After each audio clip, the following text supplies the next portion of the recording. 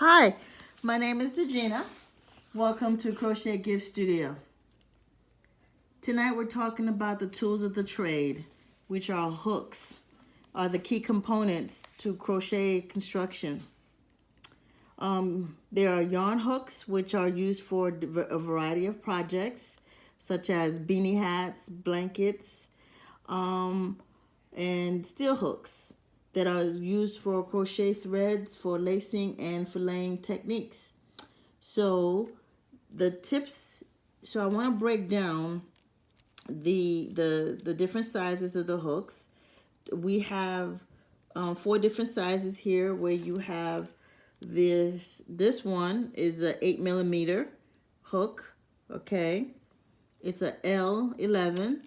Then you have an H8, which is a 5mm hook. Then you have the J10, which is a 6mm hook. And then you have the G hook, which is a 4.5mm hook.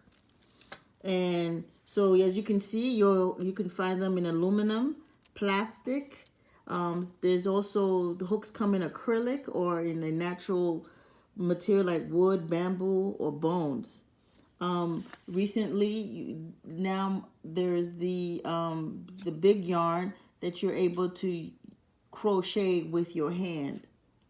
So we're gonna start with an old-fashioned aluminum style. So here, the breakdown of the hook. The size of the hook is the combination with the yarn you're using for the project. Will determine the size of your stitch. Most hooks, you'll find a size stamp on the handle. So for instance, right here, you'll have the size right in the middle. And the US hooks are sized by letters or alphabet, except for size 7. As the letters go up, so does the size of your hook. Steel hooks are sized by numbers and reverse the equation. The larger the number, the smaller the hook. The number next to the letter is equivalent to a knitting needle size. So small hooks are used with thinner yarns and vice versa. The yarn industry has taken some of the confusion out.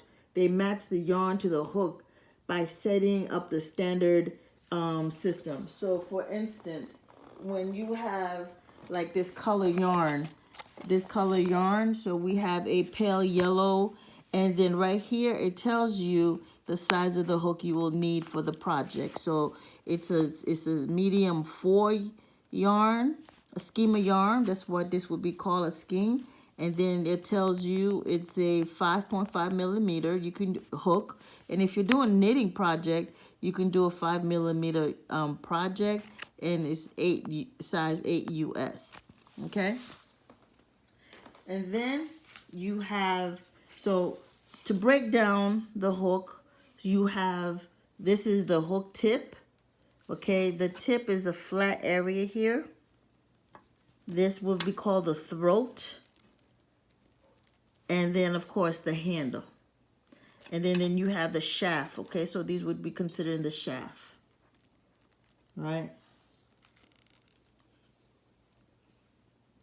Generally, this, like I said before, the smaller hook are used with thinner yarns and vice versa. So to get a grip on your hook, okay, so in order, you're gonna have to learn to hold the hook properly. So the knife grip, you can grip it like a knife, or you can grip it like a pencil, which looks, you know, more elegant if that's what you're trying to look for. But not quite comfortable as is prone. But it boils down to what you're comfortable doing. Okay, so let me show you. So I'm gonna get some yarn, and we're going to show you an example of how to hold it. All right, so we're going to do our basic loop. We're going to create a loop. And we're going to use the H8 5mm. So we're going to create our hoop. And you got to, whatever you're comfortable with, you got to hold it. So I'm comfortable with, and this is how you hold your thread, you know, however you comfortable. This is what I'm comfortable with. This is how when I'm crocheting, this is how I hold, and I hold it differently, whatever's comfortable for me at the time, okay? So we're going to create the base of chains for for crocheting. In order to do this,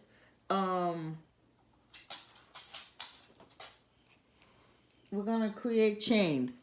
In order to create chains, we created our hook. So this would be the base. So this would be the first chain.